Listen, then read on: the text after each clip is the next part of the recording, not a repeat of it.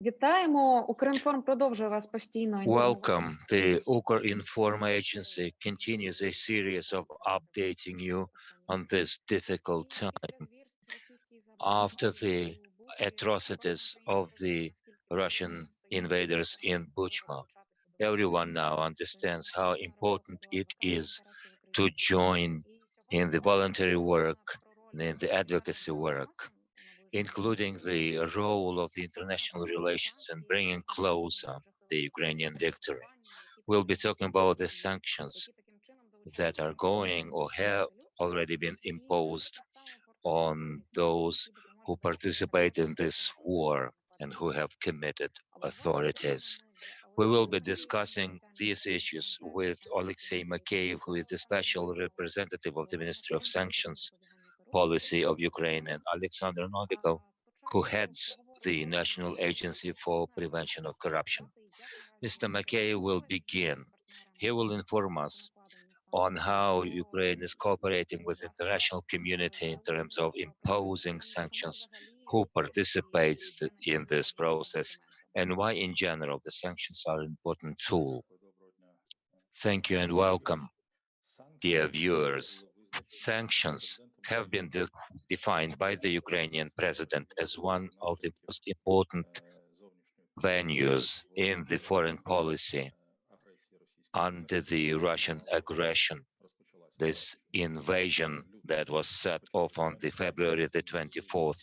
Of course, our sanctions were triggered from the aggression that began in 2014. The president has said that today's major task of the Ukrainian diplomacy is to obtain weaponry and together with our partners to bring pressure in terms of sanctions and receive some other financial forms of support. So the sanction is a very important tool. We and our international partners have been active in this. In the first place, with the United States, the United Kingdom, Canada, and the European Union member states. Unfortunately, our partners have not responded to the Ukrainian call at the very beginning to come up with the preventive sanctions. That is to say, the Russian invasion was unleashed in February, but it's a good thing they were ready to impose sanction packages, which they effected in February and March. As of now, it is safe to say that we have seen 4 waves of sanctions from our partners, joined by other partners that I didn't mention: New Zealand, Australia, Japan, Switzerland, Norway, Singapore, Korea. In other words, all the countries of the free world who are aware of the fact that at the time when the Ukrainian warriors are defending this country and the whole civilized world from the Russian fascists, our partners have available one of the most important and effective tools: sanctions, personal sanctions and sectoral sanctions. Since the invasion started in February, partners have imposed sanctions on 1,500 legal entities and personal sanctions. Persons from Russia and Belarus. The most important sanctions are severing 7 Russian banks from SWIFT system, financial sanctions that led to the closure of accessibility of capital funds, and the ban on technologies in what matters for Russia in aerospace, dual goods, and oil extraction. Russia has also been restricted in its access to foreign currencies such as dollars and euros. Our partners have also closed the skies for the Russian air flights So there's no air connection between Russia and Europe at this point in time. What has been the result of these sanctions? The assessment of the Russian economy falling down is 15 to 30%. The inflation is likely to grow by 30%, and the consumer prices are also skyrocketing. The exchange rate of ruble is falling down. The most important is that finally these sanctions have been made to bear on the ordinary Russians. Ordinary Russians, those people who are so supportive of this barbaric course of action by the Kremlin, people who are accomplices in all the atrocities committed in our country. But what matters is that Russians understand there is nowhere to go, there is nowhere to buy the consumer goods. There is a wake-up call for the whole Russian society from the democratic societies where we are looking and they are looking for the change in the management leadership. We hope that both leaders of the country responsible for this war will be brought to justice, and people will also understand that they are responsible for the atrocities in Ukraine.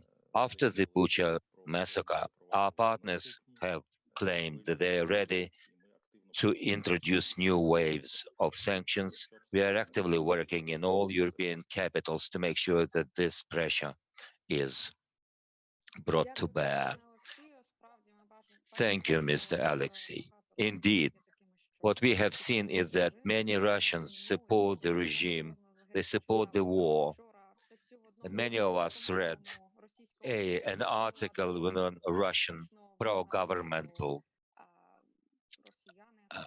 um, publication, which said that many Russians were applauding the possible beginning of the genocide in Ukraine.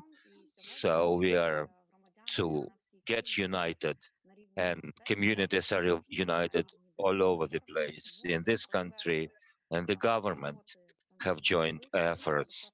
Of course, this process of working with the sanctions to impose on those who are accomplices in this war, and the National Agency for Prevention of Corruption is taking an important uh, role here. They have launched a new web portal called The War and the Sanctions, where you can see all the persons who have been enlisted and those who are in for being on that list, including the so-called propaganda stars, people who are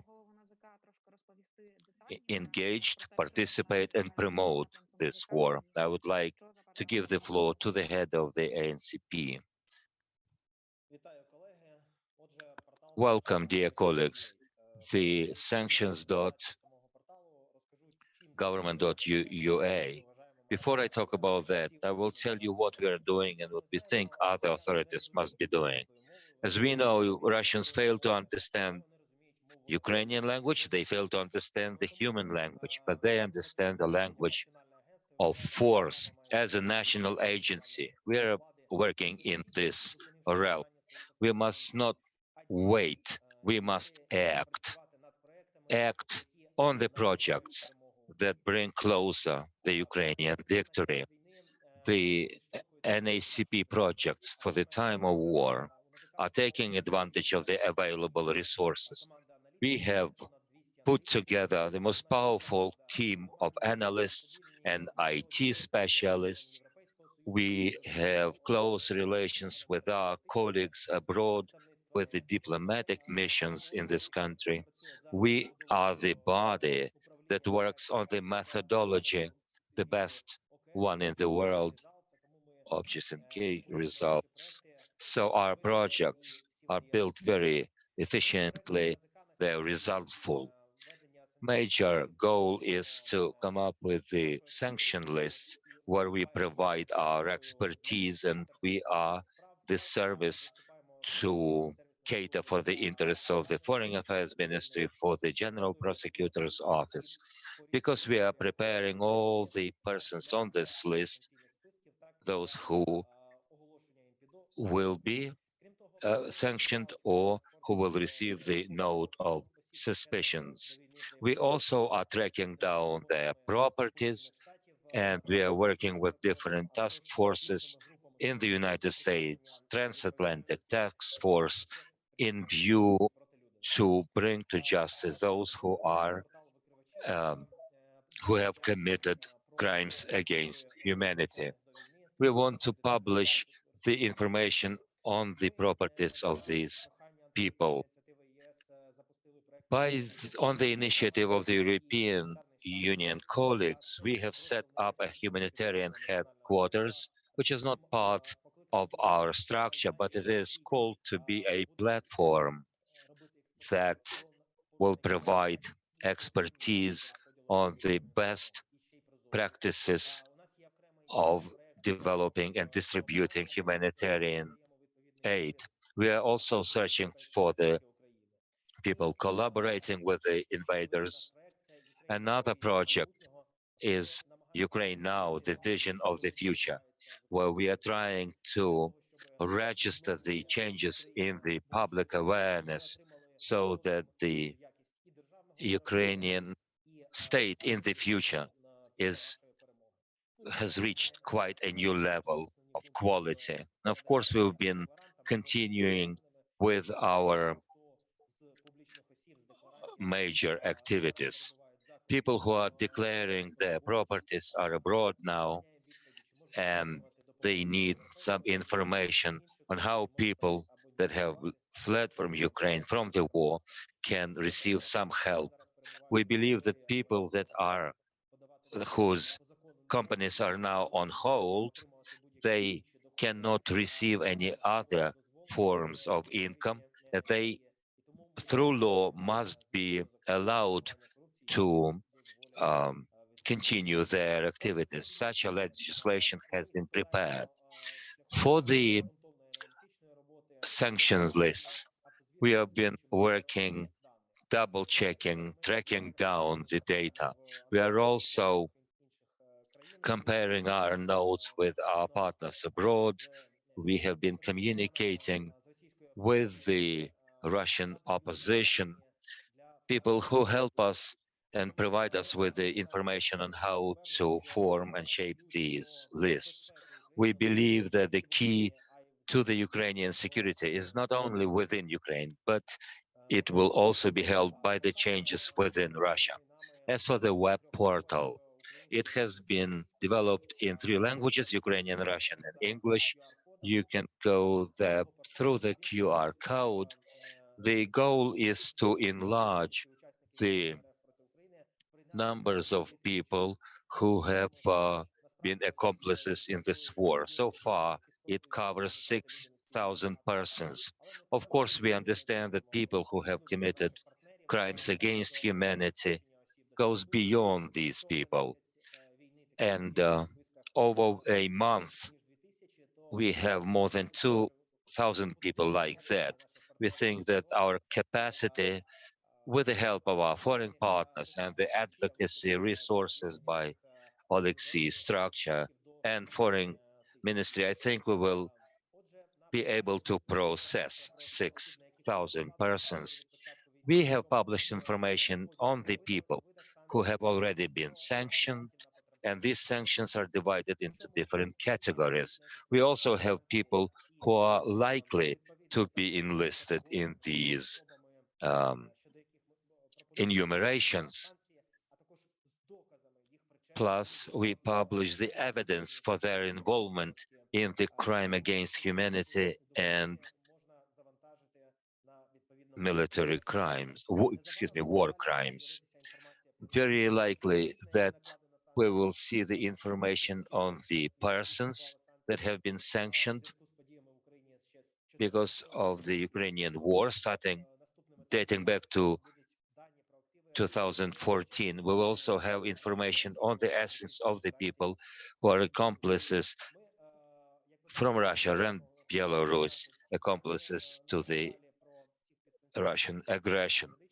All the legal entities and persons will be published here, and we call on all the Ukrainians and our allies to make sure that the list of sanctioned persons might be broadened. Today, the information is available on about 600 people. The majority of them are from the Russian parliament, the leading Russian party that has unleashed the biggest war since this World War II. Propagandists, responsibilities, the people responsible for these actions, presidential administration, executive bodies, and so on. When we go back to the Nuremberg trials, we will remember that there will be people not only as uh, people who committed war crimes, but the Albert Speer, who was the minister of the German economy of that time, meaning that war crimes and crimes against humanity must be shared by all the government of the Russian Federation, irrespective whether they represent the security leaders, law enforcement, or economic or cultural departments. On the portal, we will also be able to see the countries that have imposed sanctions or have failed to impose sanctions, including Ukraine, European Union, Switzerland, United States, Japan.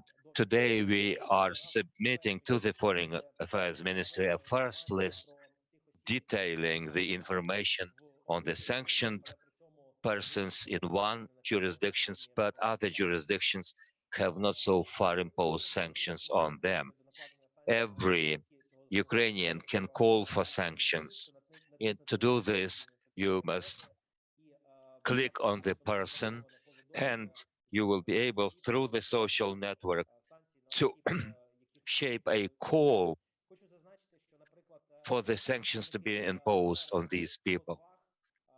The entertainment industry, I would call them entertainment against humanity, are people who are bringing Russian society together in their atrocities against the Ukrainian people.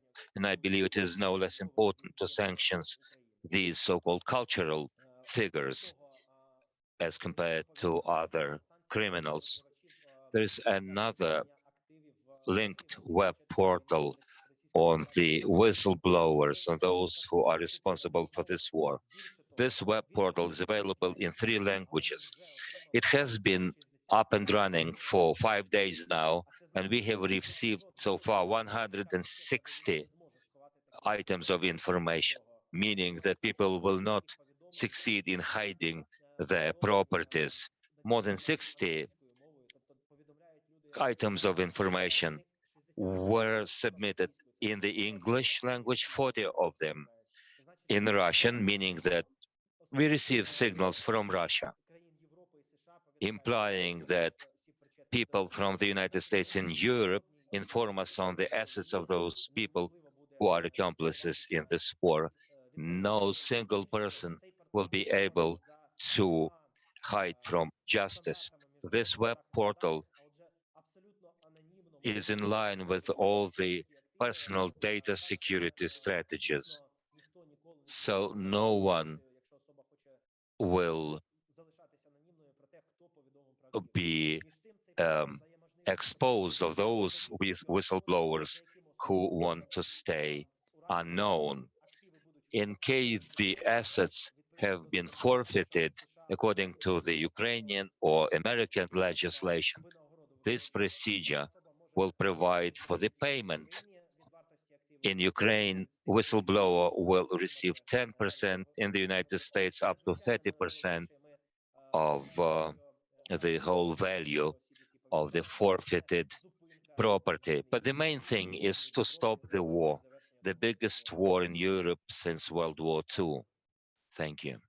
Дякуємо, пане Олександре. Власне, питання We thank you, повернення Mr. пільгових коштів Alexander. на Of відновлення course, recovering триває money, зараз постійно, і forfeiting the розуміємо, assets що is an це issue that we have been talking будуть about тривати далі, constantly. оскільки And вже this issue is not є likely to go регіони, under які the radars. зобов'язані We see виплатити the санкції. regions in Ukraine У that мене have є been питання pummeled від here in Ukraine. Полковського.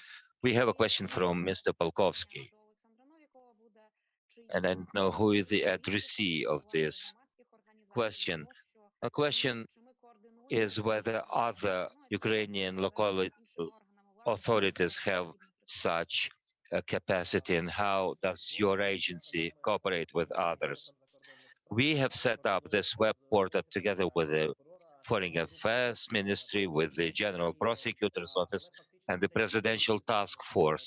But this is a unified system resource that has the information on all the sanctions imposed, and also tells you how you can whistleblow on the people responsible for this war or who are involved in this war. Of course, we have information on the entertainment industry, actors of the aggressor state, and we are open to cooperation with all other initiatives that work towards broadening sanctions and searching and tracking down the aggressor's property. A question to Mr. Makeyev. Currently, a lot of people have joined the so-called information warfare, and one of the conflicts of this scale, where the information warfare is promoted and led not only by the government, but by ordinary people, people who are on the CNN, on online broadcasts and other media outlets. Do you feel it helps to bring pressure? And how does this influence and impact our international partners who are the key decision makers? It is very important for every democracy to make sure that the decision passed by the government has to be triggered, provoked, or supported by the grassroots. What we see today in Ukraine is a clear-cut demand from the Ukrainian public to work on bringing more pressure on other countries to sanction persons and legal entities. Sanctions is exactly what can bring closer the victory and help us to secure victory. It is important that we are able to set up such a fire or of understanding in Western societies. When we hear from Western Germany or from the French Germany, the signal that the public demands that there is an embargo, a complete one, on the Russian resource deliveries, energy deliveries. The governments, I think, cannot turn a deaf ear to such demands. And what I see is a different attitudes from the government that seemed to brush aside some sanction-related decisions, but I think they will be made to bring in some action, something that is expected by the Ukrainian authority, by the Ukrainian communities and the communities throughout the world. So our people must communicate through social networks, through the web portal that is presented today, and support our foreign embassies and missions. Talk to your people you know abroad and call on them not to stay aside from this war, because Ukraine is waging this war for the sake of the whole world. What I would like to add is that it's important that we should start working now on what Ukraine will be doing after the war has been secured. We all believe in the victory. We know that we will rebuild this country. I would like to emphasize that it is important to get on board the information from all people you know, your acquaintances abroad. Perhaps people share information. Sometimes you come across the Russian people who might be aware where the assets of such persons are hidden, and such a source of information might be very useful. We have a question on whether the sanction methods is the most efficient method. I think the most efficient method to fight the aggressor are our men and women in the uniform. The Ukrainian military are fulfilling the lion's share of this work.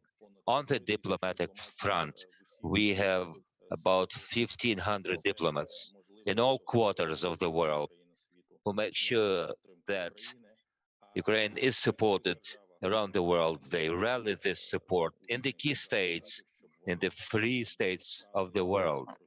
They must put pressure on the Russian regime through sanctions. That's why sanctions today are a most important and efficient tool of restraining this aggression, of stopping and rebuffing it.